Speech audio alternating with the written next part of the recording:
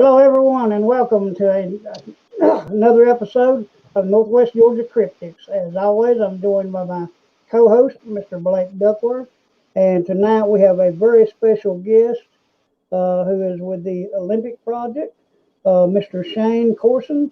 Uh, Shane's going to come on and give his details of what he does out in Washington State. Hope everyone enjoys it. Blake, you got anything, bud? I hope everyone is safe right now, staying warm, and doing well. As always, guys, if you are not already subscribed, hit the subscribe button. It takes 2 seconds. Bell notification, like, and a comment if y'all don't mind. Let's try to get some more comments. Notice we're not getting a whole lot of comments, so let's comment, guys. We sure do appreciate I can't even talk right now. Sure do appreciate you guys, and thank you guys so much. Like I said, please be safe. And go and bring him on, Ricky. All right, guys, and Mr. Shane Corson. Everybody go. Give him a big hand. Hello, Shane. How's it going, buddy? Good to see you guys. Good to see you, Rick and Blake. Thanks for having me. Hey, man. Anytime. It's an honor to have you. Yep, anytime. All right, Shane, if you would go ahead and tell us a little bit about yourself and your involvement with the Olympic Project. Yeah, you bet. I'm originally from Scotland. I moved over to the States in '93. I grew up interested in the Loch Ness Monster and a bunch of other cryptids, the Yeti and all that. Moved to San Diego, obviously, and started in '97 really getting into kind of some research, some older encounters down there in Southern California. And then I started going more north in California, up San Bernardino's area and Yosemite. Did a lot of research in those areas. Never really found anything of interest, but talked to a lot of interesting witnesses back then. And then in 2008, I moved up to Oregon. Got married, moved to Oregon, and I kind of fell in love with Oregon because it's always green. It's not like California where it's a lot of dryness. You don't have a whole, at least not then, you didn't have a whole lot of fire danger. It's kind of changed now, but Oregon, fell in love with Oregon and started getting out camping a ton, just doing a lot of backpacking and remote camping all over Oregon State at that time. And, honestly, I was into Sasquatch. I was looking and camping and trying my darndest, but I never really came across anything for up until 2011. In 2011, I was just out in Mount Hood National Forest with a couple of coworkers and had a two-night experience that solidified for me the existence of Sasquatch. And so basically I'll tell you a little bit about that because that kind of launches into how I got involved with the Olympic Project. So two buddies and I went out in August of 2011 out to a remote area in the Mount Hood National Forest. We were looking for some high mountain lakes. And so we drove a couple hours out, hit the logging roads, 5 miles on a logging road, and then you have to hike in about a mile to this one lake. And that was our base camp. From there, we decided to go find some of these other lakes. It's kind of like a huge lake loop trail. Well, we went up this ridge line about 2,000 feet or so and got lost. That day, we ended up hiking about 17 miles trying to make our way to one of these lakes. Didn't find it until almost the evening time. And you got to understand, from the lake we were fishing to this lake we were trying to make into, if we had gone the right route, it was only about 2.5 miles. So 17 miles later, we're lost. We're up on this ridge line, and we're seeing bear sign. There's loads of bear up there, no big deal. But my buddy, Ian, he's from Boston. He's afraid of the woods. He's afraid of bear. He was literally banging pots and stuff around. And we're like, hey, we're all armed. Knock it off. If we see a bear, it'll probably just run away. So relax. Well, so we eventually make it to the lake we were looking for, but by that time it's evening. So we decided to hightail it back via the trail we were supposed to be on back to our camp spot. We get back to our camp spot where we had our tent set up, and we collect a bunch of wood, build a big fire, have a meal. We go to bed about 11:30 that night with the plans of staying 3 days and the plans of going finding these other lakes and fishing them. That's all we were doing. We weren't out there for Sasquatch. I was the only one at that time really interested in Sasquatch, but I'm a fishing fool, and that was what was on my mind, and I wanted to camp with these guys. Yeah, exactly. So that night, after we went to bed, Ian built up a huge fire so we didn't get any critters coming in our camp. And about 1:32 in the morning, I start hearing what sounds like rocks being clanked together, and it's getting closer and closer and closer. My buddy in his tent yells or whispers over and goes, "Hey, do you hear that?" And I said, "Yeah." And he goes, "What do you think that is?" And I said, "I don't know, man. It sounds like two rocks being clacked together." And I'm sitting there trying to rationalize. I mean, could it be elk? We got lots of elk in this area. We got deer, and it's August. I mean, yeah, I'm thinking, man, antlers. What's going on here? And then that stopped. He got close with that clanking sound over and over again, then stopped. And then I hear like what sounds like a kind of like a percussive, like a wood knock. And you hear something moving around up above us, and we're right next to a lake with a little bit of a knoll, a little hill to our backsides, and we're right next to this lake. And you hear this thing walking around up there. Well, we're sitting there listening. My buddy Ian is passed out. I mean, he's just snoring away, so he didn't hear any of this. And eventually, we hear that clanking sound start up again, but then it takes off. And that's it. That's it that night. We eventually went back to sleep. We wake up. We kind of talked about it. Ian, he thought we were pulling his leg. And, now, yeah. Did it sound like rocks clanking, or was it? Or was it? Could you tell? I mean, at that time I couldn't tell. It did definitely sound. It sounded like two. You go down to the local river, grab two smooth rocks, and smack them together. It's exactly what it sounded like. But we got up the next morning. We're trying to rationalize it. We didn't see anything. What could that have been? Could have been, and we really had no idea. Well, that day we go out, hike the other lakes, didn't get lost. Fished 2 or 3 more lakes, and then by evening we make it back to camp. Same MO. We build a big fire. We have a big meal. We talk for a while. We go to bed about 11, and we're gonna have another day out there. The following day we're gonna be our third day out there after we wake up. So we go to bed about 11. And 1:30, 2 o'clock in the morning, here's that sound again, and it's getting closer and closer, that rock clanking sound. And my buddy's awake again. He goes, "Hey, it's back. Whatever it is back." And I said, "I hear it." So we're laying there, and it's getting closer and closer, and then it stops again. But this time, we're hearing something like bulldozing through the woods right around our camp. It's just crashing and breaking. I'm like, good Lord, that sounds like an elephant. I mean, it's just go. And then it stops. And we're just listening. We're sitting there, and then, bam! 5 really powerful, we would call like the power strikes or power knocks on a tree that shook the ground in our tents. I mean, just powerful in a row. Bam, bam, bam, bam. And now my heart's in my head because we're out in the middle of nowhere. It's 2 in the morning, and something powerful is beating the snot out of a tree and running around out there.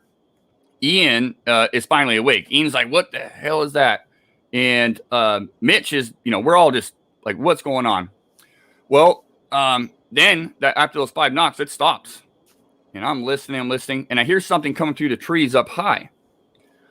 And it comes through the trees. I could hear it, and then it hit thuds right next to my buddy's tent. And I knew exactly what it was. And he whispered, he goes, "Dude, something just threw a rock at us." And I said, I know exactly what that was. You could hear that thud in the mud sound. And now I'm like, okay, this ain't a bear. If it's a person, which I'm not thinking it's a person, they're in trouble because we're all armed and we're in the middle of nowhere. And I don't think a person can hit a tree that hard. So I'm like, wow, my heart's in my head. My buddy Ian is freaking out. He's freaking out. I'm thinking he's going to shoot somebody. So I start to unzip my tent. I'm going to go over and get the gun away from him because he's freaking out. And I kept telling him to shut up, just be calm. And I'm unzipping my tent. I'm looking around because I really didn't want to get out my tent, to be honest with you. But I'm unzipping my tent. I'm looking around. I don't see anything. I'm about to get out. And then I notice movement almost directly in front of me behind a huge Doug fir, huge pine. I mean, 90 foot pine. And what I see is a head, a shoulder, and an arm. This thing's behind the tree, but its arms wrapped around the front, and it's swaying back and forth, left to right, going behind the tree, out, behind the tree. And I don't know if it heard my zipper on the tent, if it saw me, but I could see its hand, its arm, its shoulder, its head. I couldn't tell. It looked dark. I didn't get a whole lot of description, but I instantly knew what I was looking at. I knew that was a Sasquatch, and I thought, oh, we're in trouble. And what it did was it just peeled off that tree and went up the trail, and that was it. That was it. I never got out my tent that night. Everybody was quiet. I don't think anybody slept till morning or didn't sleep at all. As soon as daylight hit, we just collectively packed up our stuff and got out of there. Didn't really talk about it the whole way home. It's about a 2-hour drive, 3-hour drive home. And, later on, we kind of talked about it. Had you told them what you had seen before you guys left, or did you not talk about it right then? No, I didn't. We didn't talk about anything that night. They didn't hear it leave. I saw it leave. It left really quiet. Didn't even hear it move. Just saw it peel from that tree and left. I don't know. It stuck around. I got in my tent and laid there. Just a guesstimate about height-wise. I mean, any idea how tall you estimated it was? Well, yeah. Later on, when I actually went back because there was a branch hanging down, and when this thing would sway, it would brush the top of its head, and so it was about 7.5 feet tall, give or take, a few inches. Okay, so you had something to give a good estimate of how tall it was with that branch. Oh yeah. And I didn't make it back there for a good month. I wasn't ready to go back, but when I did go back, I thought, man, I know where these things are at. I can prove this. And of course, that was silly of me because that area is so vast. And I think what ended up happening, and I had a lot of time to think about this. This was 2011. I think we got up on that ridge line that was up above the lake, and we got off trail and got lost. And we're banging stuff, we're peeing here, we're making noise. I think we just stirred something up there, and it came down 2 nights in a row and said, you know what, time to get out of here. Get the heck out of here. So. That's just my guesstimate there. Who knows? But that's all it was trying to do that's all it was trying to do, just push you out of there. I mean, I don't think it was trying to harm you by any way, but that's a lot of people don't realize that's what they do when they throw rocks and stuff. They're just trying to push you out of the area. It's an intimidation factor. Absolutely. Yeah, that's my thought process on that. It could have done a lot, could have hit us with a rock, could have pummeled us, smashed us. No, didn't happen. If they wanted to, they could definitely hurt you. Yeah. So. Oh, it definitely could have happened. So, that just what it did for me was it proved to me that Sasquatch was real. I mean, after that, I knew it was real, and I started getting really, really involved in the research. I ended up meeting about a year later, I ended up meeting Cliff Barrickman, the Find Bigfoot guy, and we became good friends. And then Derek Randles, who owns, he's the founder of the Olympic Project, and I went out with him a few times, and then he asked me to join the Olympic Project, and that's how I got involved with the Olympic Project. And I've been involved since about 2012 with the Olympic Project, and now I'm one of the core members. And I've got a large group of individuals within the Olympic Project and outside the Olympic Project that I work closely with, and it's really neat because I made friends with like Dr. Jeff Meldrum out of Idaho State University, and he's been out here out with us a lot, and we've been working on some really neat stuff lately since about 2016, working on a nest find that we've had primatologists out looking at it, bear biologists. Nobody can tell us what these nests are or what the hair is. And it's that's kind of what we're working on now. And that's probably the most exciting thing we're working on, but we're working on a lot of different things with the Olympic Project.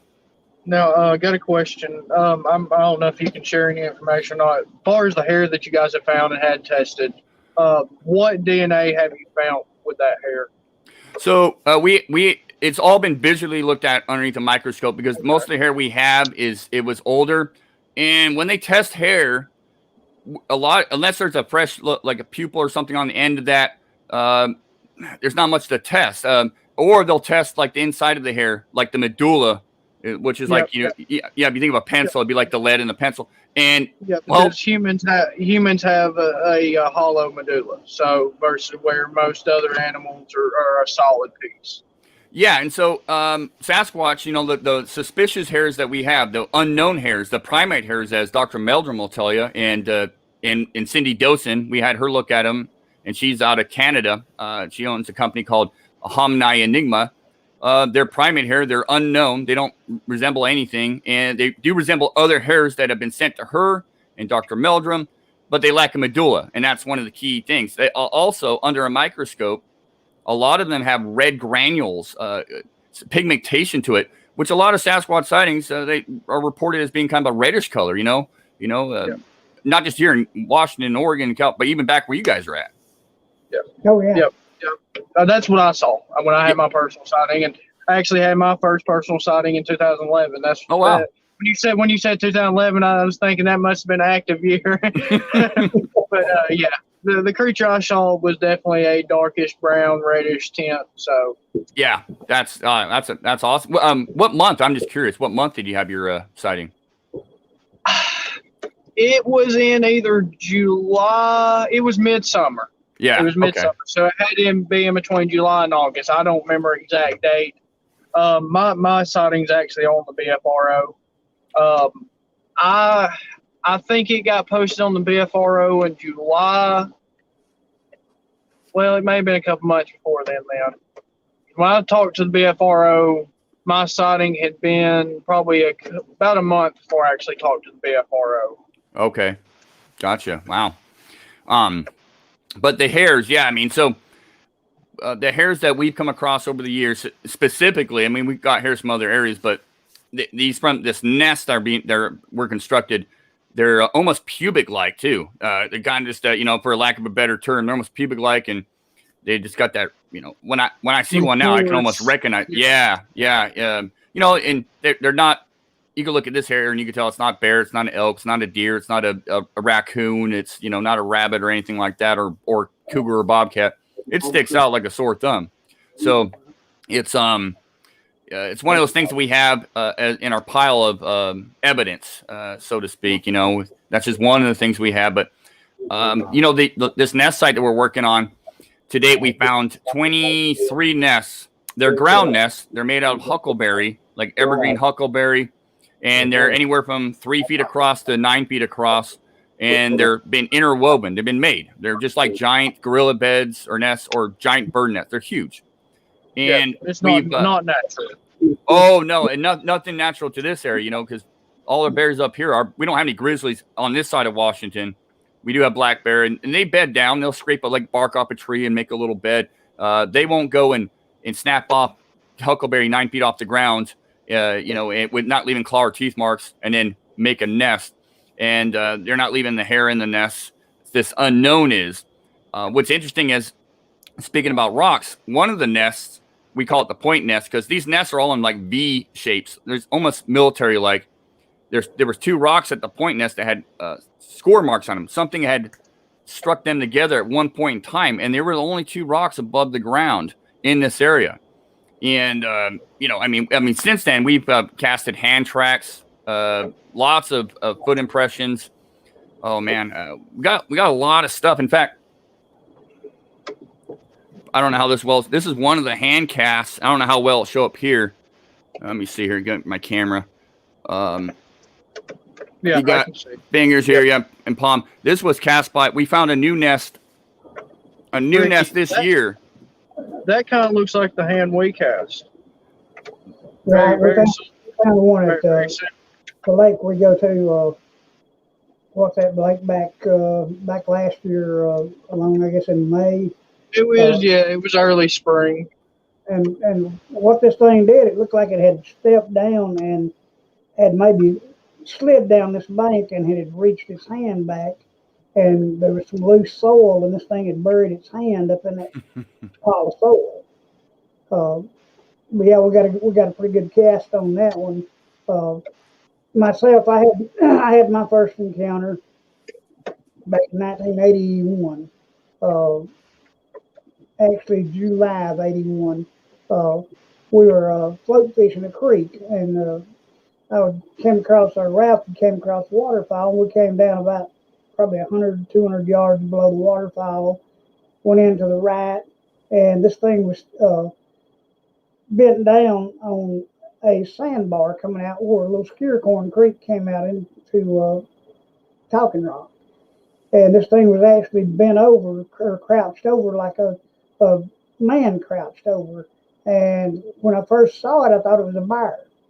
But as we got closer to it, it stood up, and I got a full frontal shot of this thing, and it was probably a young juvenile, about 5.5, 6 foot tall. I'm gonna say, I guess 350, 375 pounds, uh, covered completely in hair, all except, and what really got me was when it brought its hands up out of the water, I was expecting to see bear paws, but no, it was two human-like hands, about twice the size of mine, and they were covered in hair all the way down to the middle knuckle, and then below the middle knuckle, the fingers extended out, and the thing had disposable thumbs just like ours.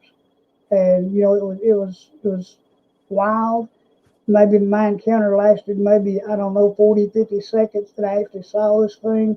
It kind of threw its head back like it was winding and turned. Wood line was about 40, 50 yards behind it.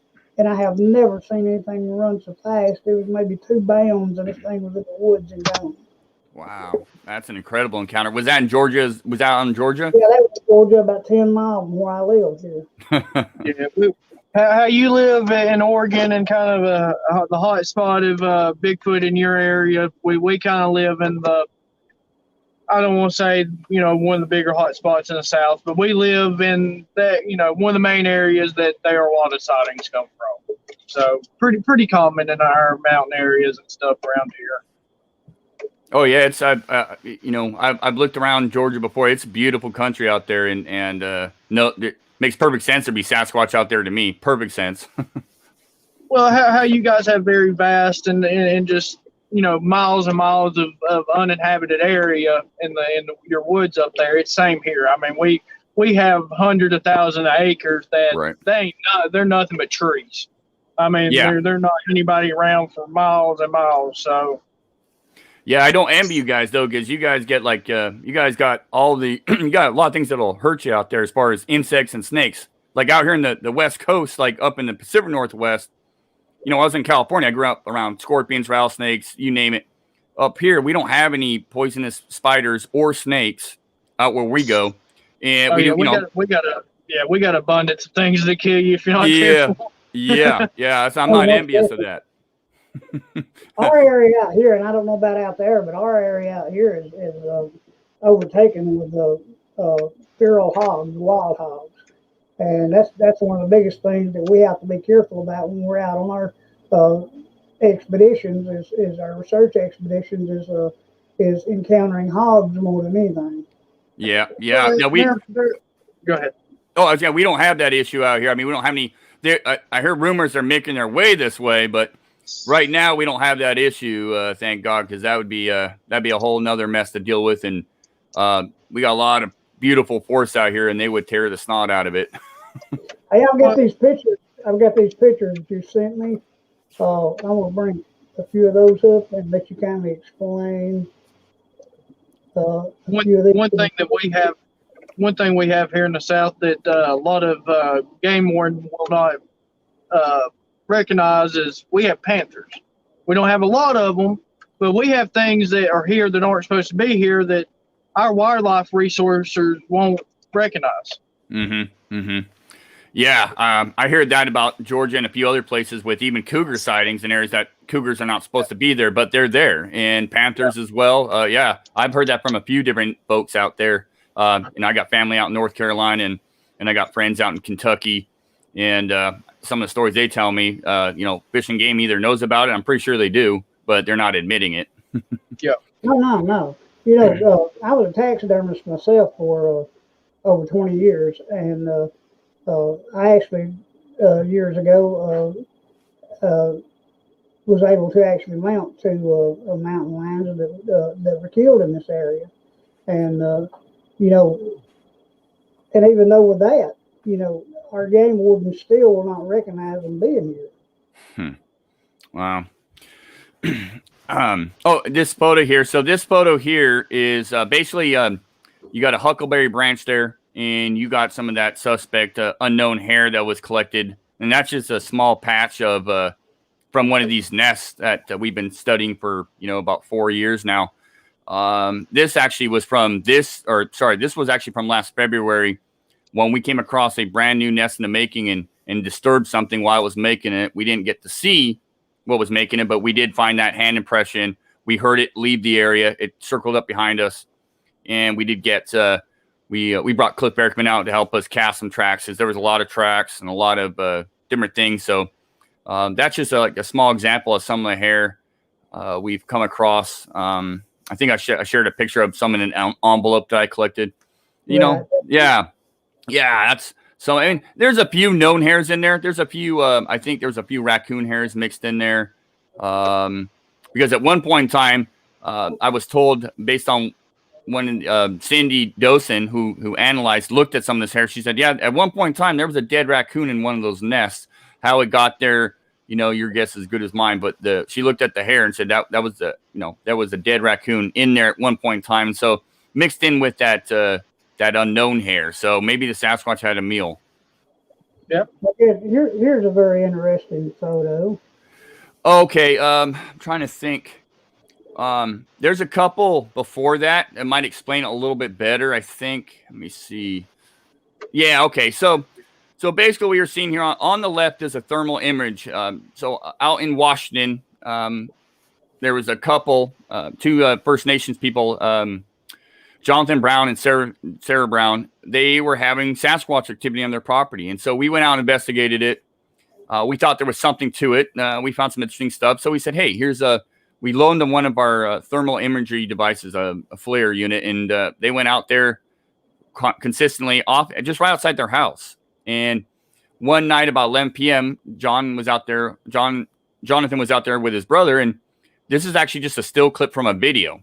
But they got this thing come up behind this hill and started watching them. And basically on the left there, you got what I can see. And you watch the video, it's on YouTube. I think it's under Chehalis Sasquatch, something like that. You can kind of see this thing move a little bit. But what you're looking at is like two chest pectoral muscles, the heat coming off of that, and then the head on top, the heat coming off that. You can see the massive shoulders, the arms.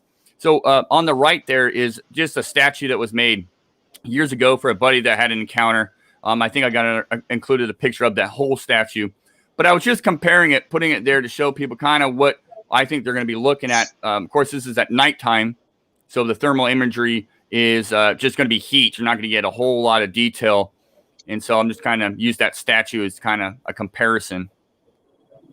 Well, it's pretty spot on. Yeah, I that's what I was amazed by. There's a couple of pictures I think we'll pop into that kind of show some more angles. But here's kind of like, what we're dealing with. We're up on a cliff there up in the Olympic Mountains. And, that's kind of areas we traverse. I just included that because it's just like that for, hundreds and hundreds and hundreds and hundreds of miles all the way up into Canada. So, so beautiful. It's so beautiful. Like I said, I love it here. It's different than here, but at the same time, it does remind me a little bit of where we live. Different trees, different, little bit more dense of a forest, but very similar. Yeah, I always thought Georgia is quite similar in a lot of aspects. Here's another picture just of some trees and some ferns, one of the areas that we traverse. The previous picture just shows you a lot of the huckleberry, which can grow anywhere from a couple feet to over 9 feet. And sometimes when you're going through that, you can't see what's in front of you, but a couple of feet. I've jumped to quite a few bears and other animals just walking through that stuff. It's thick, but it's in the summertime and late fall, you can gorge yourself on huckleberries, just like what I know the bears do, and I'm pretty sure the Sasquatch do too. Oh yeah, well it's there at their disposal. They couldn't eat all of it, so it's probably a snack for them, I would imagine. Yeah, absolutely. And there's a picture of Mount Hood. That's where I had that mountain there. That's where I had my encounter back in 2011. That's just one of the scenic views there. The huckleberry, though, one of the interesting thing about huckleberry, especially the leaves, I only found this out this year because all the nests are made out of huckleberry, and especially the boughs. And I just found out this year that through a biologist friend of mine actually, he's another friend of mine. I don't know if you guys have heard of Squatchermetrics. He's on Facebook. He does a lot of data analysis. Yeah. If you ever guys have questions, reach out to him, and you got areas you want some data on, he'll shoot you data for free, and it's very analytical and excellent. But he was the one looking into the huckleberry leaves for me, and I found out that they used to give women after childbirth huckleberry leaves and sugar so they could regain their strength. And I thought that was interesting because these nests, I believe, were made. I don't think Sasquatch makes nests all the time. I think they're made for a specific purpose, and I think that's childbirth. Because there was not just ground nests, but there was a couple of nests built into bushes as almost like a practice nest, and that's what gorillas do. They teach their young how to build nests in a bush. And there were smaller nests. And so I think based on the area, the time of year, you got all the ungulates in this area, you got all the salmon down in the creek down below. We got loads of salmon in the creek down below. And then you got all the wild berries. I think Sasquatch was going in there to give birth. And the huckleberry leaves, maybe they're eating the huckleberry leaves because there were piles of huckleberry leaves on the ground, just plucked up, no teeth marks, plucked up in piles. If they're eating that for either water or maybe giving birth and then trying to regain their strength, it's just a theory, just an idea. But I thought that was fascinating. Yeah, it definitely makes sense. I mean, it's one of those theories you definitely can't discredit. Yeah, I mean, there's the thing about nests too in general. Like, so to date we found 23, and they're spread out. You got like 7 on one. They're on off of ridges, but they're on the end of these ridges called fingers or plateaus. You'll have 7 here, and then on the next a couple hundred yards away, and the next finger over, you'll have another 4 or 5. And like I said, upwards of 3 feet across to 9 feet. They're massive, some of these, and over a foot in depth. We've taken a couple apart. When we went to build one, it took 2 of us over 40 minutes to collect all the huckleberry, build it. A lot of time. What I was about to say. I mean, what else makes sense? What else would make them? That's why would humans be out there making them? That's more, that's crazier to me than thinking, hey, this was a Sasquatch that built this. Well, yeah, exactly. So, and we didn't find the original nest. Actually, a timber cruiser was out there. These nests are 2.5 miles off locked logging gate, and then a couple miles off trail. He was out there marking a timber survey, and he came across these ground nests, and he'd been doing the timber surveying by himself for 27 years, and he never seen anything like this. This isn't places where people go hunting, hiking, trekking. Yeah. The guy had a job to do, and so he had to go through that bush to get to, mark the timber for a future cut. And he didn't know what he was looking at. He got a little spooked out. He gets a hold of his bosses, gets a hold of a couple of Department of Natural Resource guys, DNR, and he gets a hold of one of my partners, Derek Randalls, because he knew Derek through previous work he had done for him. And they all go out there, and they looked at these nests. None of them, and they're over 200 years combined of woodsmen, being out in the woods, none of them had ever seen anything like this. And so they allowed the Olympic Project out there. They gave us keys to the gates. They let us, study this area for 5 years. And we found 23 nests, 22 nests, a new one this past February in another ravine. And, between the hair, the handprints, the foot impressions, the rocks, all that, it paints a picture for me that it maybe had been a family unit or something of that nature. Yeah, that's what I was about to ask. I mean, what's your theory on them being in that specific area? Why have they not been those type of nests been found before? In that area, we found a new one this year. But that area, I think, if my theory's right or my idea is right, where Sasquatch only gives birth maybe 6 to 8 years, like in an orangutan, for example. And I'm not putting them on the same playing field as an orangutan, but maybe birthing wise, maybe they only make nests that, you need a female and a male, and they have to be, the right age and all that. And you just happen to come through at the mating time. Just happened to get lucky. And we're pretty sure they're made in the month of February and March, which ties in with the salmon runs in this area and the latter part of the huckleberry season. So you got those two things going on there, especially the salmon. The salmon, you could walk across the salmon in these creeks at that time of year. Now, nests, there have been other nests found. In fact, there was a lot of people are like, how come we don't find more nests? Well, they're almost always typically found by timber surveyors. Not all the time, but timber cruisers or somebody involved in the timber company. But in 1967, the Patterson-Gimlin film, a lot of people don't know this, but there was a nest found down there. There was a nest found above Scorpion Creek, which feeds into Bluff Creek, which is a stone's throw away from where Patty was filmed and Bob and Roger were.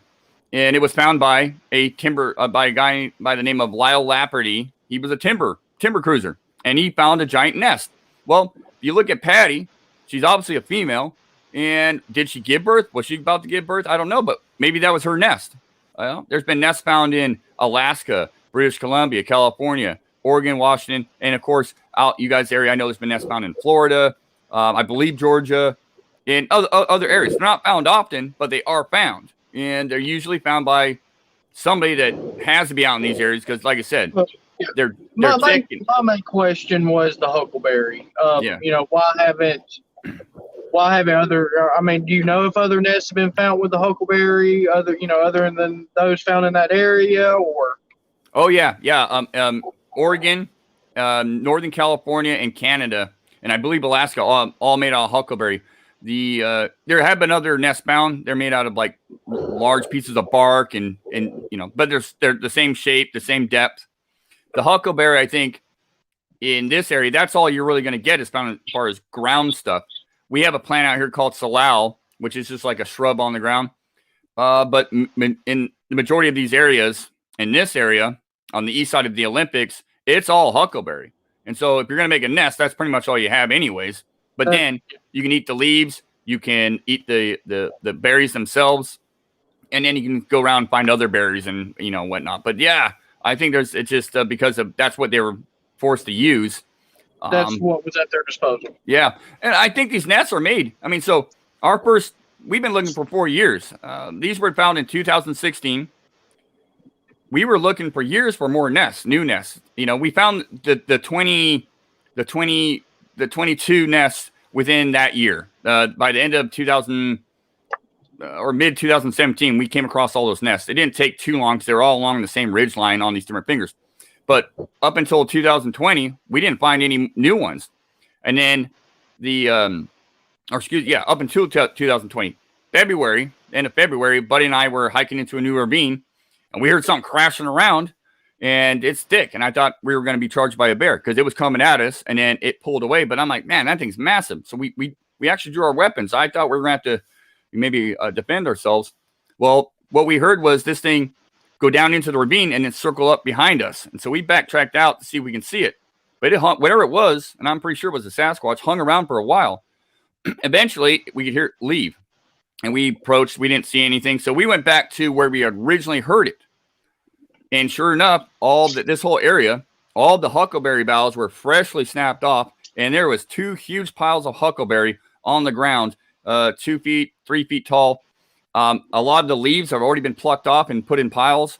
And we saw our first impression out there. So we knew not only did we find a new nest or a new nest in the making, but we disrupted whatever was making it. I actually felt kind of bad because it took a lot of work to collect all that huckleberry for us to disturb it. Yeah. Oh yeah, that's a good, that was found up in the Olympics, a good size impression. I believe that one was about 16 and a half. And there was more of a trackway. Derek Randall's, he found that. It's just another example of, a foot impression. We got more casts than we know what to do with. But that's a pretty good foot cast there. Any estimates on, or do you know how big that cast was by chance? I believe it was about 16 and a half. Yeah, that one there was about 16 and a half inches. And that's about, up here predominantly when we find larger, they're between 14 and maybe 18. The vast majority of them are between 14 and 16. And we have found some smaller ones. We got one that was found up in Mount Rainier area in the snow. And it was a small juvenile. It's about 3 inches long, but huge heel, big toe.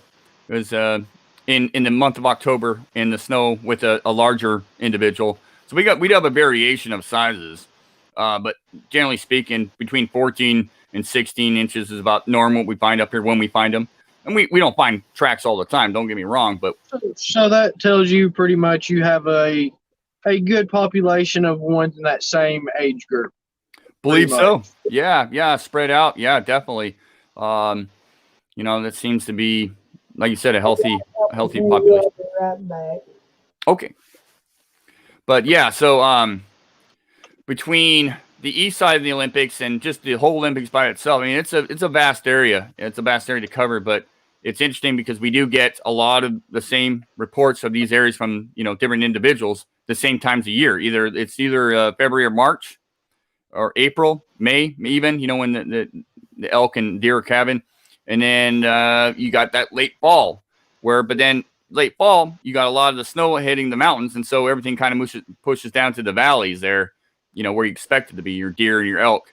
And then in the summer, everything moves back up. So like with Sasquatch, I believe in these areas, just like the other animals, they don't necessarily migrate. They're more transitory. So they go from elevation to elevation, depending on the food and the weather. If that makes sense. Now, do you believe that since you said the last one, or since 2017, the first one the nest you found was in 2020. Now, I don't know about up there in you guys' area, but here last year in around March, early spring, there were a lot of reports of vocalizations. And one of the theories for here was it was like different vocalizations than what most of the time that you hear. It wasn't whoops. It wasn't like just a typical scream or something like that. These were like, best way I can describe it is long, drawn out, almost like someone having a baby, but like a animal sound. Yeah. Do you think that could have been their either giving birth or some type of mating sound, I guess? Yeah, I really like the idea of like the mating sound, and I like to use like known animals, like orangutans, for example, like the males, the ones with the big phalanges, when they're going somewhere, like that night, they'll let out one huge yell, and that's telling all the males in the area, hey, I'm going this direction tomorrow, watch out. And that's telling the females, hey, don't watch out. I'm going, look out for me. I'm going that direction. I think Sasquatch does the same thing, especially with some of those calls, and especially during certain times of the year, because, we get some of the same calls at the same time of year, and we got lots of recordings. But yeah, I your guess is probably as good as mine as to what they mean. Because these sounds were different than normal reports. Like, what was that one of their mating seasons, and that's the reason people, spread out were hearing this type of sound. Yeah. You know what? That's as good as guess as any, I would say, because who knows, but it makes a lot of sense when you got that kind of different sound, not one of the usual ones people report, like whoops and whistles and all that stuff. When you get that long drawn out one, or one that nobody's really familiar with, it's got it. I mean, it's obviously for a reason. What is that purpose? Is it mating? Is it birth? I don't know, but it's a good guess. I've actually heard a couple I personally did not hear, but I've heard quite a few recordings of this same sound over, probably 100-mile radius, and all of them were the same for the most part. And it was something I've never heard for, is just the sound of it. I mean, you could definitely tell it. You could definitely tell it was what most people report as a Sasquatch sound, but it was different. That's the only way I can explain it. Yeah. And those are my favorites. When you get something that sounds completely different, those are some of my favorite recordings, because we got a lot of the usual stuff. The unknown stuff, or the suspicious or interesting stuff. The whoops, the yells, the screams, the whistles. The grunts, but there's certain ones that really stick out that even sometimes almost sound like a form of speech or chatter. Those ones are interesting too. I'm sure I've personally heard what they classify as samurai chatter. Yeah, like what Ron Moorhead's got recorded. I've recorded something similar, but I've never actually heard it in person. I've heard a lot of cool stuff in person, even like a chest slap sound that was, which I got recorded.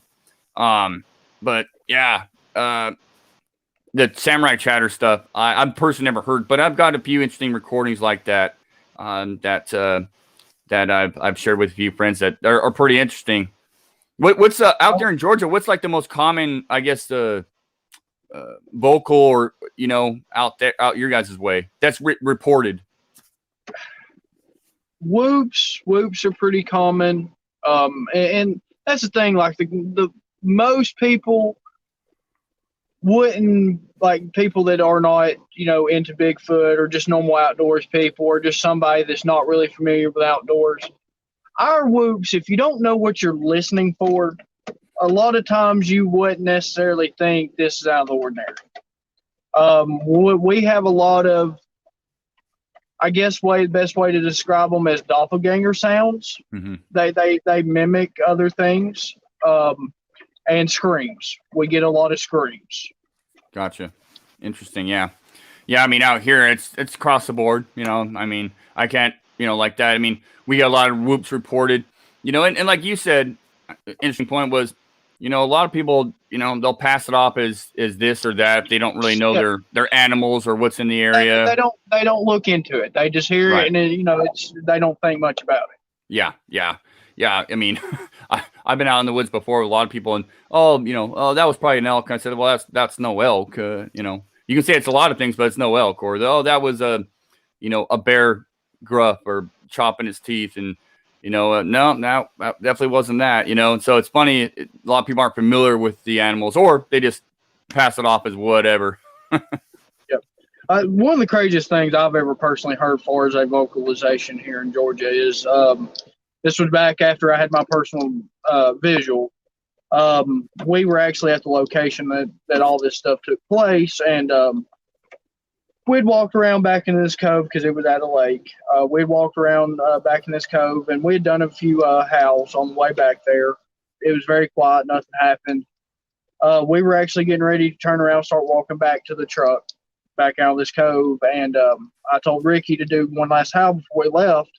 And remind you, this was winter time, so the lake is down. There's not much room in between one side of the bank to the other side. Very, very narrow cove.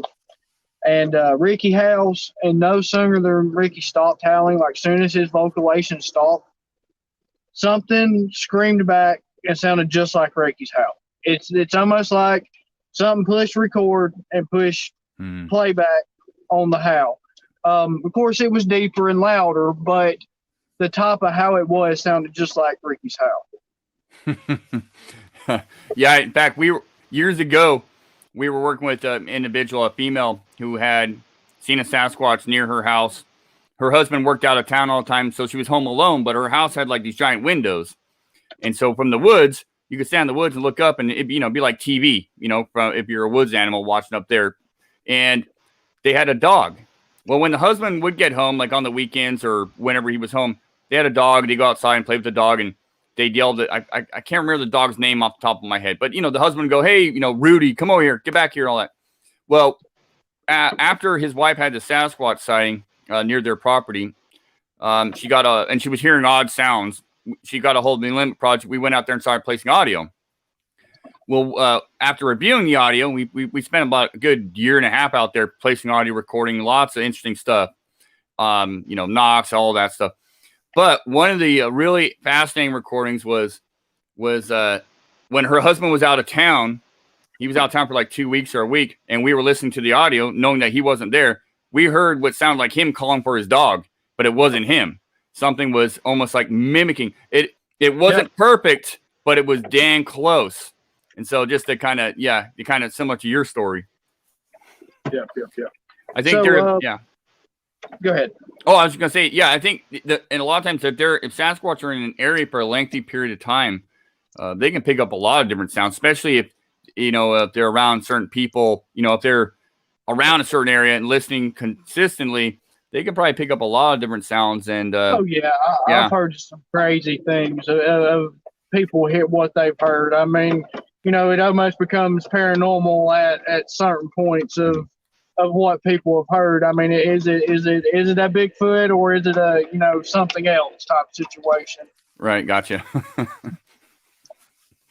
So, Kyle, what's your theory on what is a Bigfoot?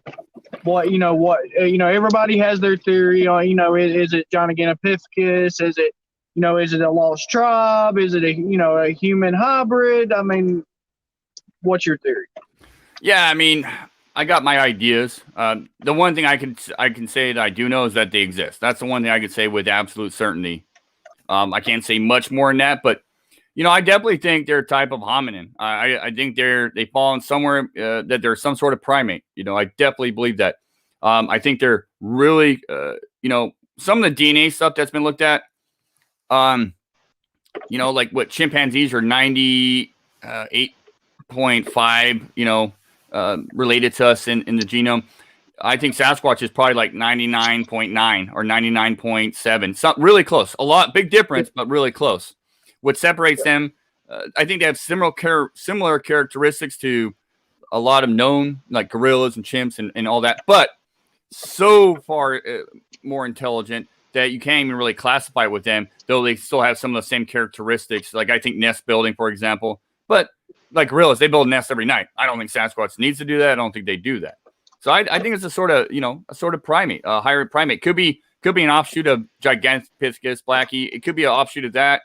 Could be something completely different. I mean, just not even found yet obviously in the fossil record, which, well, obviously that's kind of what it is, but just something a little more amazing than what I think even some of us may consider. Well, I kind of follow kind of what Native Americans believe to a certain extent.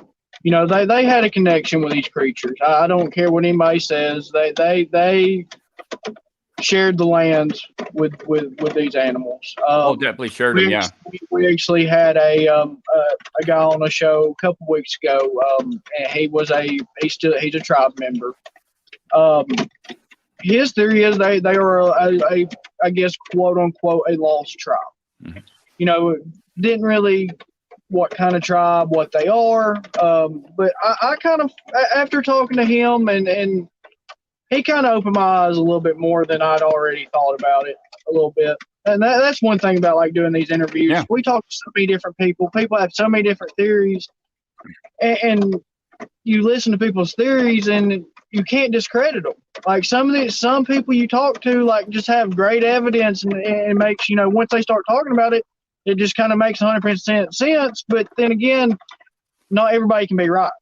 So, right. What are they?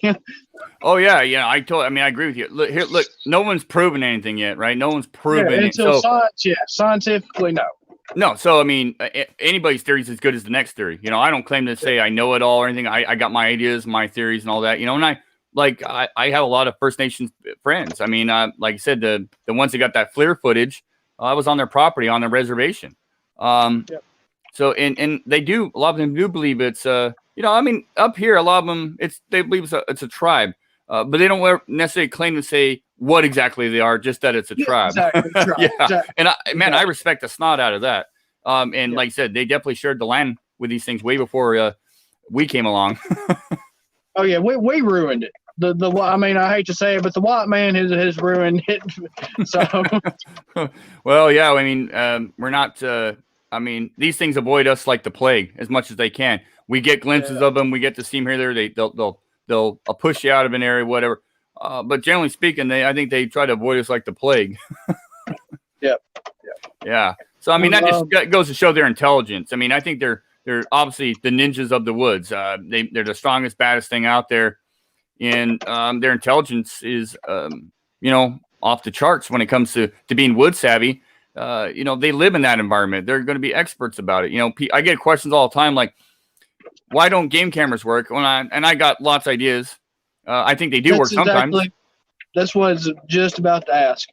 Is, what's your take on, I guess best way to explain it is people having some sort of paranormal event happen when they have an encounter with a Sasquatch, whether if it be mind speak or what people classify as cloaking or just there's so many different things that people have weird experiences when they have an encounter with one.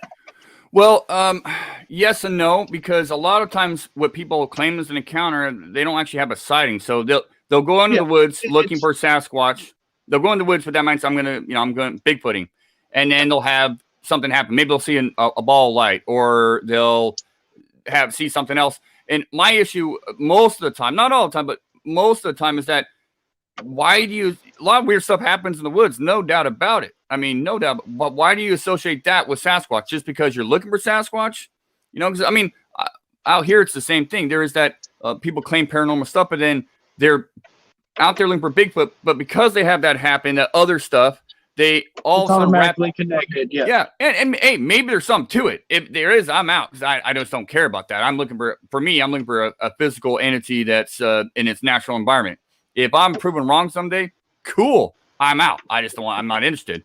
But yeah, like I said, there's a lot of weird stuff that happens in the woods, and my issue sometimes with the paranormal aspect to it is a lot of people don't follow through with investigating what they saw or what they had happen to them. I remember we did an expedition years ago.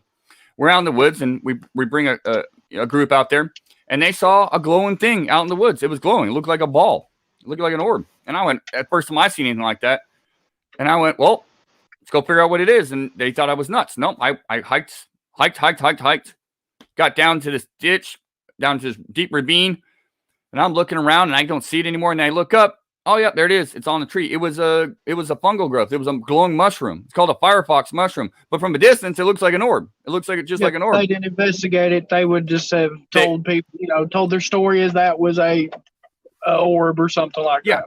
Now, and don't get me wrong, I've got friends that claim to have seen orbs, and I don't doubt them. I don't doubt them whatsoever. I think they've seen. Yeah, I can't explain that. Yeah. Actually, at the lake we were just talking about where I had my encounter. Which it is a rural cemetery, so take it with a grain of salt of what we saw. Right. We'd been out in the cemetery, done some howls, nothing. We were getting ready to leave, and there's a gate that you park in front of before you go into the cemetery. Tree line's probably 50 yards or so from that gate. So we're literally getting ready to back out, and Ricky goes, "What the heck is that?" And I look up. And just a big, probably 3-foot ball of glowing light, about probably 15 foot off the ground, goes to the right, kind of does some like weird motions, and just shoots back to the left and disappears. Wow. Was that paranormal? Was that, I don't know what it was other than I seen an orb. Right. Yeah. For me, if I saw something like that, I'd put it in the weirdo pile, mark it, check it, note it, and then, see duplicate it again, which maybe it'll never happen. Maybe you'll never see another one. Who knows? But never been in that location hundreds of times since then, and never seen anything like it. So yeah. So I have seen orbs. I am a paranormal investigator. Yeah. As well.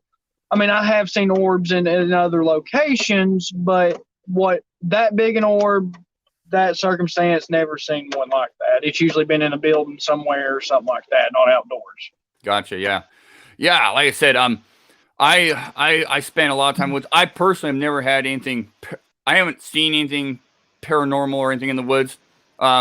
Maybe I just, but maybe I just haven't had that experience yet. Maybe it'll happen one day. So, like I said, I don't rule anything out. I go with what I've experienced, what I've seen, and with the majority of witness I talk to. I ask them certain questions, and the vast majority don't claim to have anything. It's very, animalistic. Like you said, if it walks like a duck, talks like a duck, it's a duck. And I think the same thing. Yeah. So, Sasquatch, reportedly eats roadkill, raids trash cans, leaves impressions, leaves hair behind, leaves scat behind, crap and all that. It's very animal-like, to me in that aspect, creature-like at least. And so that tells me I'm just dealing with a flesh and blood creature. I don't think they're large in number. I think that's why we haven't got one yet. I just think they're spread out. They're small in number. They're doing okay, I think, at this point, but who knows down the road here. And so it's just no brainer that we haven't come across a body yet. I'm a hunter and I spent a lot of time in the woods. I've come across elk bones before and deer bones, but I've never found a cat, cougar carcass. I've seen cougar. I've never come across a bear carcass in the woods. And I bumped into 3 bear this year. Hang on one second. Yeah, no problem.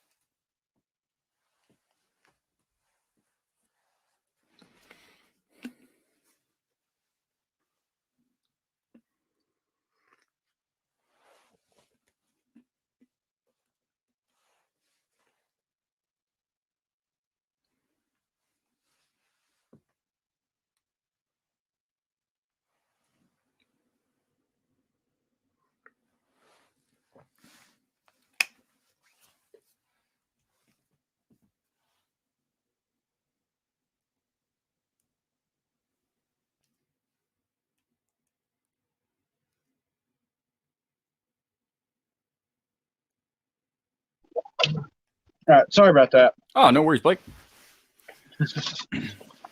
But yeah, like I was saying, with the Sasquatch, I just think they're small in number and stuff, generally speaking, in higher populations in other areas. But, when it comes to, like, I guess getting back to the whole paranormal thing, hey, there could be something to it. I've just never experienced it. And if that day comes where there's that aspect to it, then I'm done. I'm out. I am just not my thing. I'll just ask everybody. I really don't know how I feel about it. I've just interviewing people. I've heard, what they've told me and everything. So it's just a question I ask. I'm not 100% on board with it, but I don't totally discredit it either. Yeah, it's an honest question. Because if you believe, and that goes back to talking about, Indians and what they believed, that it was a spiritual creature to them.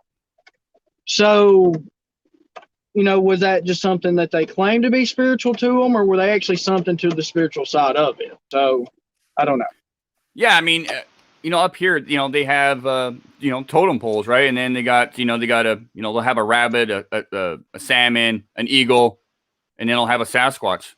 But these were things that they were seeing and dealing with. And it wasn't like, why would they throw a Sasquatch in there if it was not real, They would, yeah. So, I mean, they were dealing with these things and definitely in the physical form. And then, but definitely they were dealing with them. You back, Ricky? Yeah, guys, sorry. I've got some construction going on here at the house, and I was having to deal with that for just a minute. But yeah, I'm back, Williams, for a few. You've missed a good conversation. Yeah, believe me, I'll go back and watch it here as soon as we're over. Yeah, great conversation. I was going to ask you guys too, because I'm so curious about Georgia.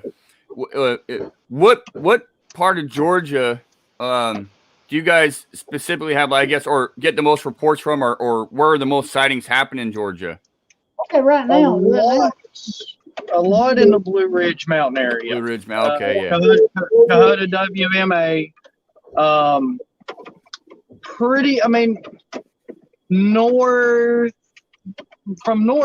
much northwest and northeast. I mean, you don't really have many like middle Georgia. Then once you start getting down towards South Georgia and everything, around the Florida area and they're pretty common down there as well. You'll get reports of in between, but the most portion of them are North Georgia, actually. Okay. You guys ever venture outside of Georgia, or you just kind of just stick to Georgia? Far as Sasquatch, Sasquatch, yeah. No.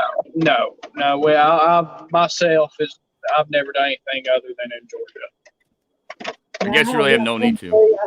I have done some north in Tennessee myself.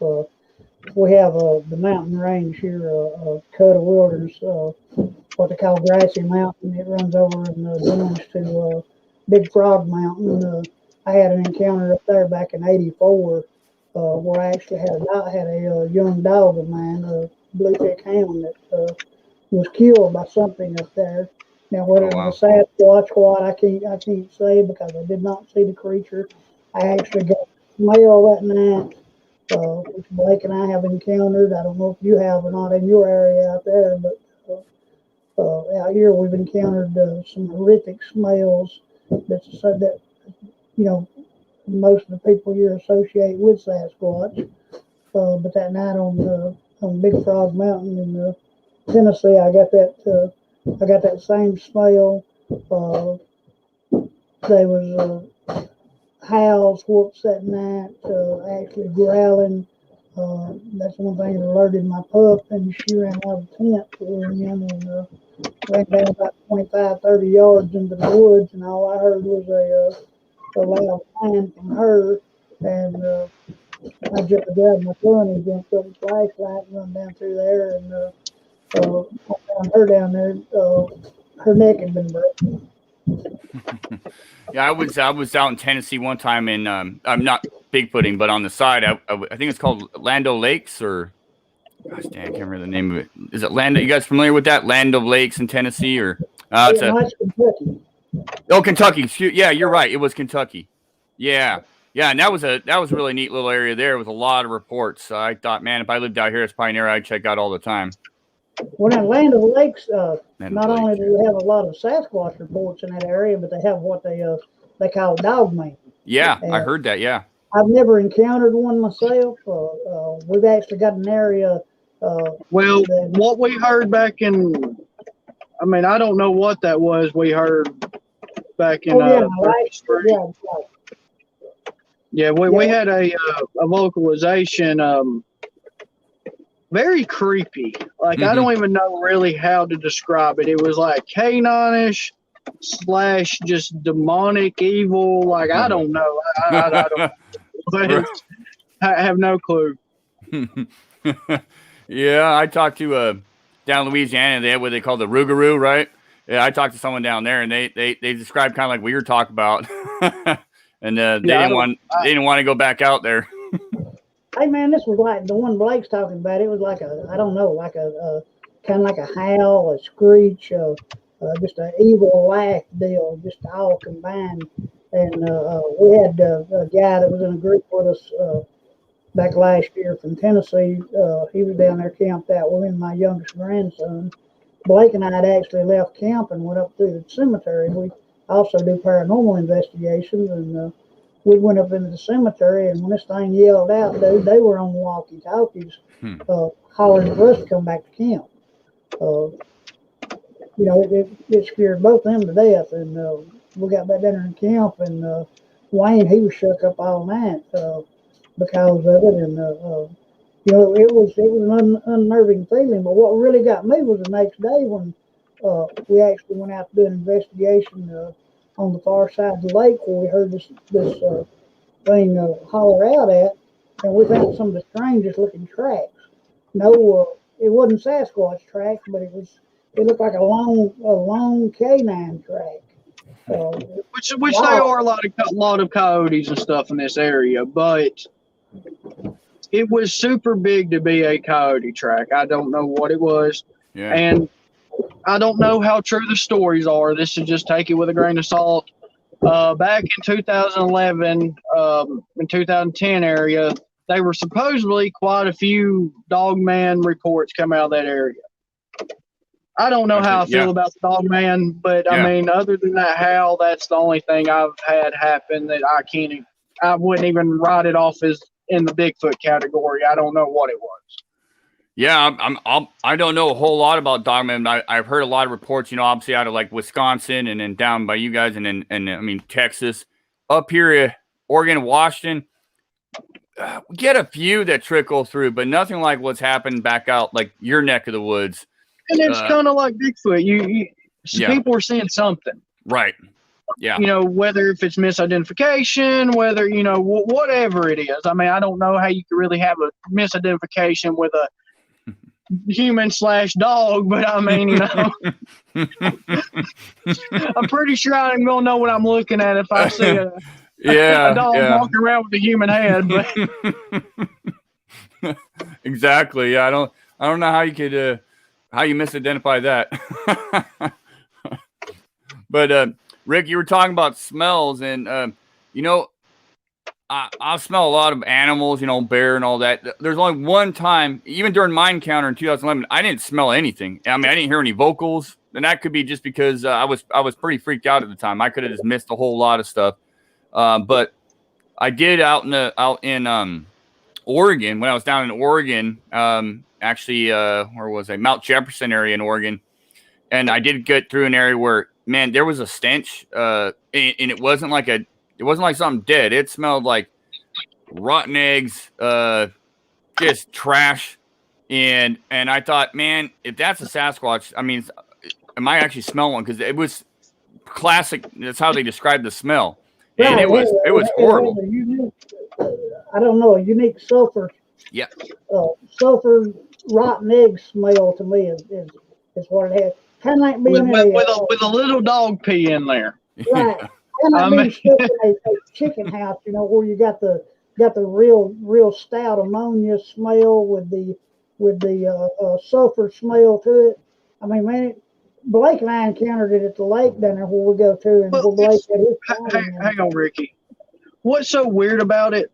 The encounters that we've had with the smell, not many. I mean, it's been only maybe a handful of times, but it's like you can walk through an area and it's there. Yeah. You keep walking, it's not there. It's not there before you smell it. It's not there after you smell it. It's like it's just certain, like a small area of it. And I don't know. I don't know. I mean, I don't know how to explain it. I mean, other than that's the best way to explain it. You can literally, it's not like it lingers in the air everywhere.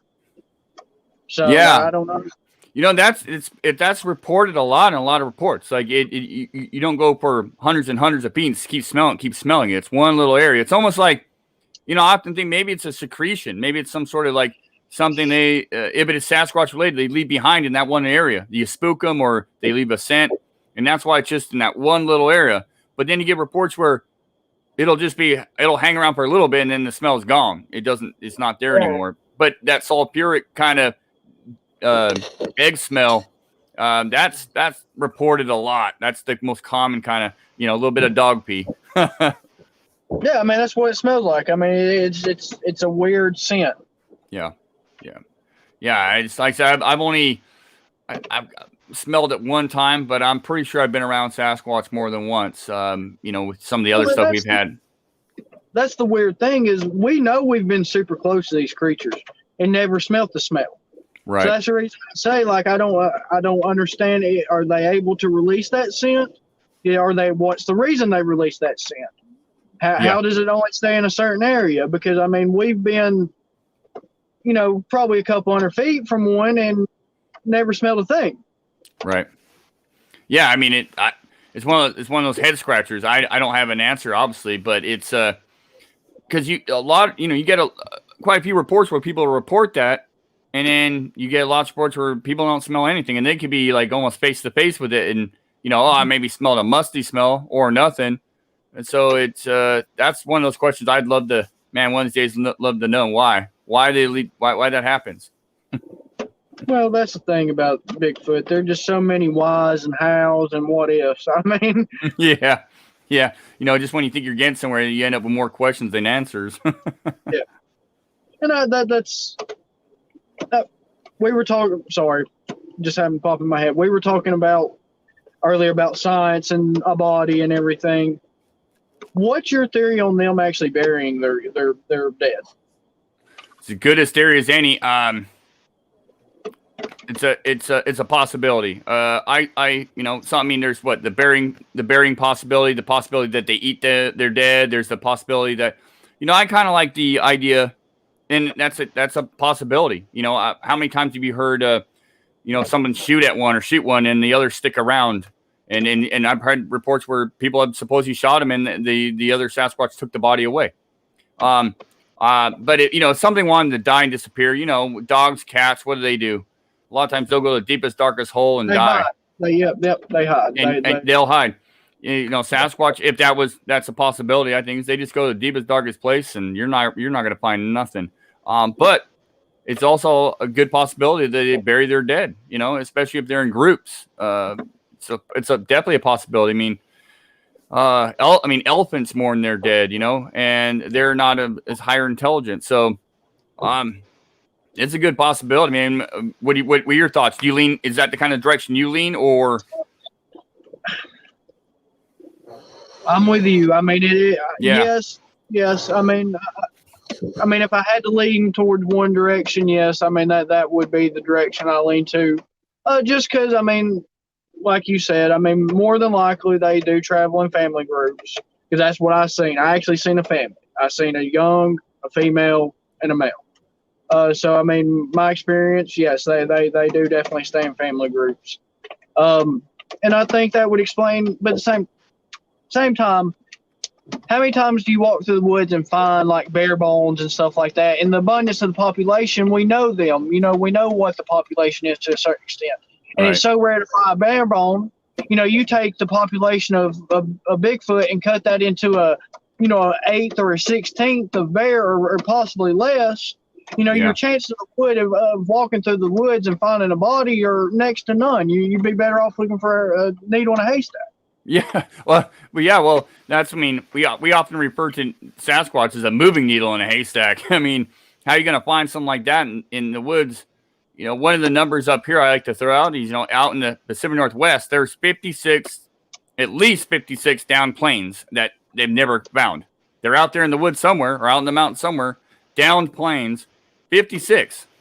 And they go, well, why can't we find object? Yeah, pretty big stationary object? It's not moving; it's staying right there, and it's missing. Well, Sasquatch is moving constantly. So why would anybody honestly expect to, one, have a sighting, or two, actually capture one or whatever the heck you want to do? I mean, to me, the numbers are just—it's almost ludicrous. You do get lucky. On that, Shane, in the area you're at up there, I know there's a senator from Oregon that has introduced a bill to have an open hunting season on Sasquatch. What is your feelings on that? Oh, out there in Oklahoma? Yeah, Oklahoma. I'm sorry. Yeah, it's Oklahoma. I think it's kind of a gimmick. I mean, I think it's just I mean, maybe it's not. I don't know. I hear mixed things about it. I don't really have an opinion. Honestly, I'm not out to personally hunt one or shoot one. I know other groups are, and you know what? They're actually out there trying to prove Sasquatch exists. The Limit Project, the group I work with, we're out not necessarily out there to prove Sasquatch exists. We're actually more about collecting data. We're trying to spread knowledge. We're trying to learn and spread knowledge and collect data. That's mainly what we do. We collect, all the physical evidence. We collect, when there's a sighting or something, we go across. I mean, our notes are crazy. Barometric pressure. What was the elevation? What was the person doing? What was the Sasquatch doing? What was the moon phase? What was the weather? This is all stuff we've been compiling for years and years and years and years, both within our own research and in other people's encounters.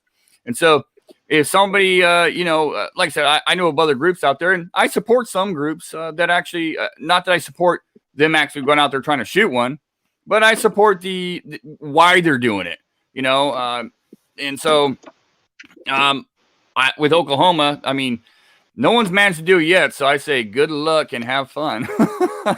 Be careful what you wish for. Yeah, Ricky, your mic's muted. Oh, okay. I said most definitely. Man,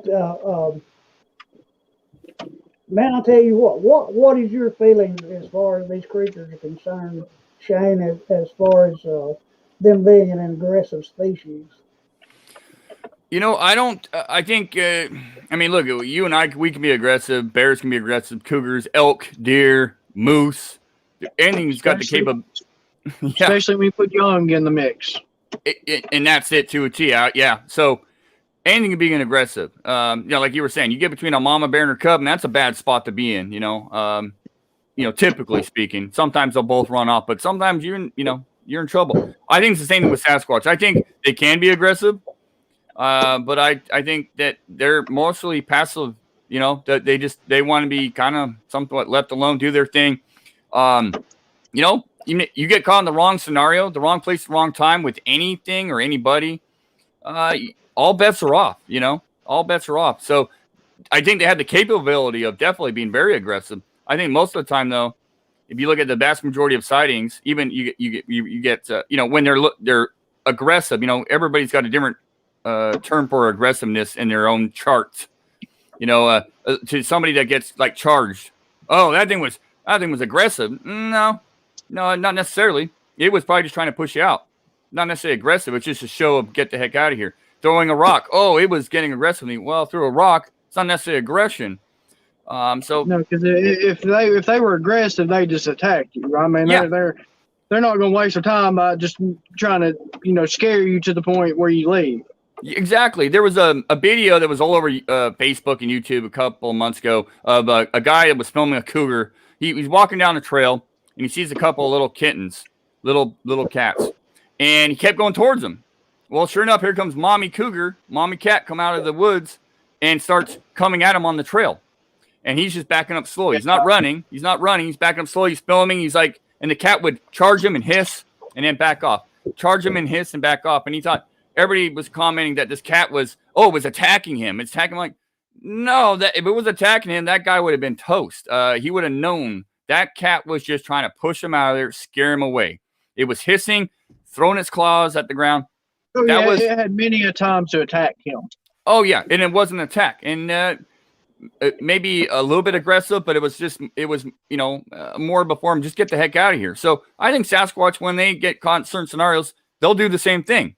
I think they if he would have turned his back on that cat, it would have probably been a different story. Yeah, if he had turned his back or crouched down too long, because he eventually picked up a rock and threw it, and that kind of helped diffuse the situation. But yeah, if he turned his back, he probably would have been tackled for sure, and then you would just find a cell phone video. But yeah, I mean, like I said, I think Sasquatch can be aggressive. I think a lot of these reports of aggression, it's more of a tactic of just get the heck out of here, trying to chase people off.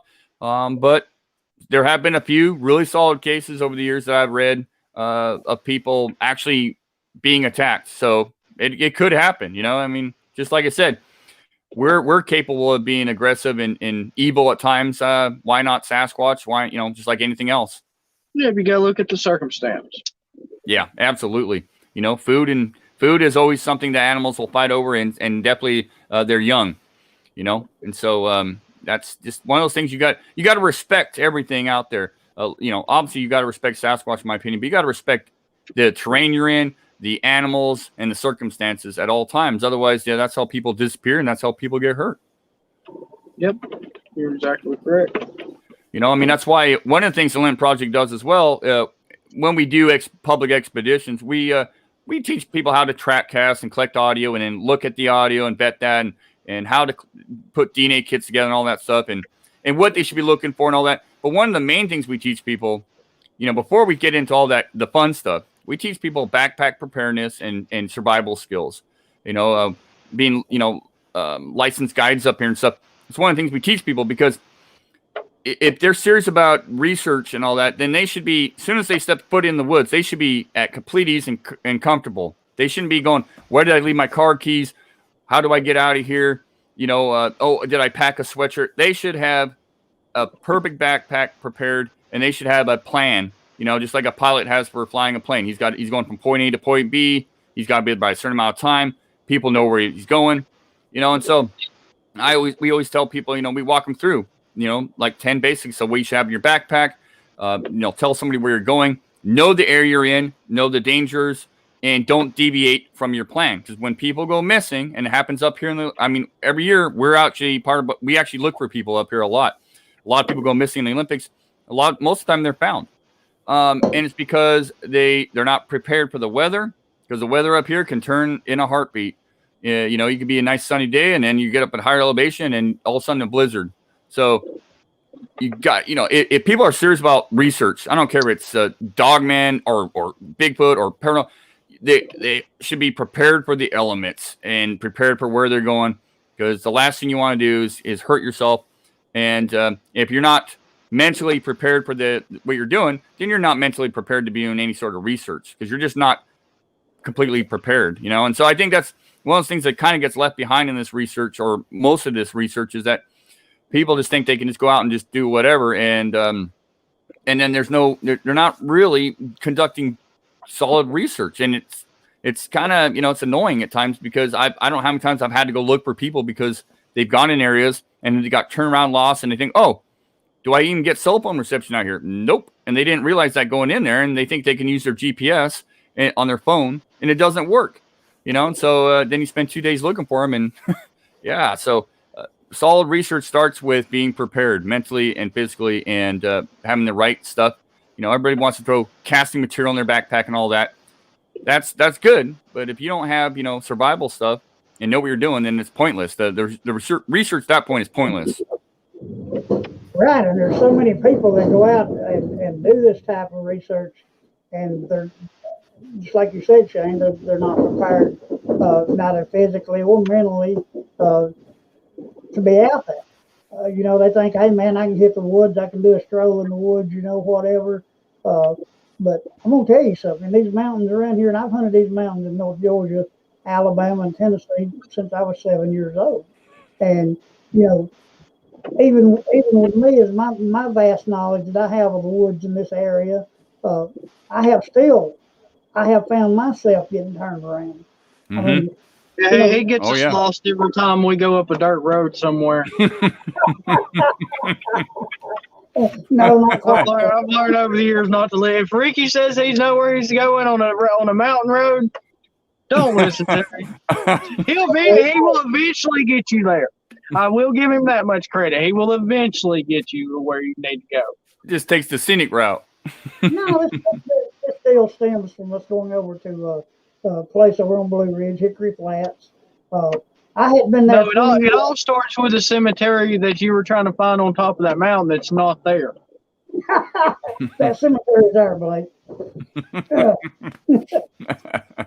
Now we went to a place back last year over there, Hickory Flats Cemetery on Blue Ridge, and it had been. God, I used to deer hunt that area all the time. It'd been 20 years since I'd been in there. Well, the Forestry Service had went in and cut new roads. So the old roads that I remembered was not there anymore. Right. And we ended up having to use GPS to actually locate the area. But when we located it, it basically was still the same layout as I remembered. So, yeah. But yeah, I know what you mean by clear cuts. That's happened to me a few times. You go out to an area and you're not expected to be timbered or clear cut, and you go back out there and like you can get turned around in areas like that quick. Well, they had completely changed the roads. Yeah. Like the road that you used to go in on wasn't there no more. So it definitely confused him when they were road wasn't there. Right. But you didn't get lost, right? I mean, you guys made your way out. So you're good to go. No. We made our way out. I give him a hard time about it because it seems like anytime we go down 30 minutes longer than what it should have to find the place, but we definitely found it. Yeah. We never get too lost. We just get sidetracked. That sounds like a song. These mountains that we have around here, the ridge lines and all the way they come in, and it's just so hard unless you're on a main body of water to actually be able to keep up with things because they look alike. Mm-hmm. I mean, you'll come off top of one ridge down into a valley or whatever, and turn around and start back up, and the way the ridges run, hey man, you liable to end up 3 miles from where you should have been. Yeah. It sounds very similar to out here on the West Coast. It's, Oh yeah, if you don't know where you're going, don't go to especially like Blue Ridge area. I do not recommend somebody that does not have a plan and know where they're going to go because you can easily get lost. Oh yeah, trust me, I have no business trekking out there. I would get all turned around and I'd be missing a 401 guy. Where did Shane go? Nobody knows. He went out to Georgia and he got lost. we have the Appalachian Trail that comes in across Blue Ridge over there that actually starts out there at Springer Gap and goes all the way to I think Bridgeport, Maine, 2,100 miles of the trail. And we do a lot of research in that area over there, and we deal on a daily basis when we're there with the people that hike the trails over there.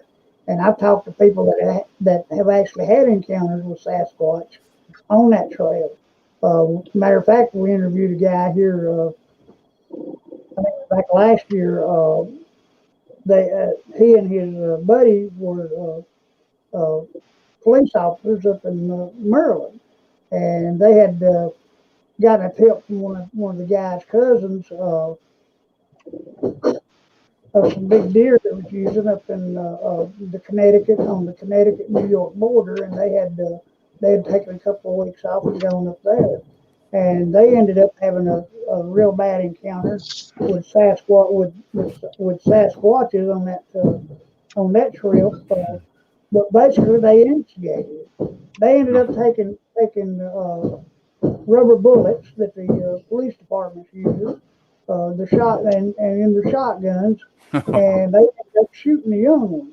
Oh, And man, the guy said that all hell broke loose. yeah. Things actually raided their camp. Uh, they ended up. He said that they had taken a Coleman stove and actually broken a Coleman stove in half. One half still had the bottle attached to it. The other half was thrown over in the bushes. Tents ripped all to pieces. They had left a rifle. I don't know what caliber it was, but they had left the rifle in the tent that morning. And when they raided the camp, they'd actually bit the barrel. So this just goes to show you what kind of strength these animals possess. Yeah. I mean, amazingly strong. And, it goes back to your question really about, are they aggressive? Well, look at that scenario where it wasn't, somebody taking a shot at a little one. And yeah, I bet you that's a bad scenario to be in. Bad scenario.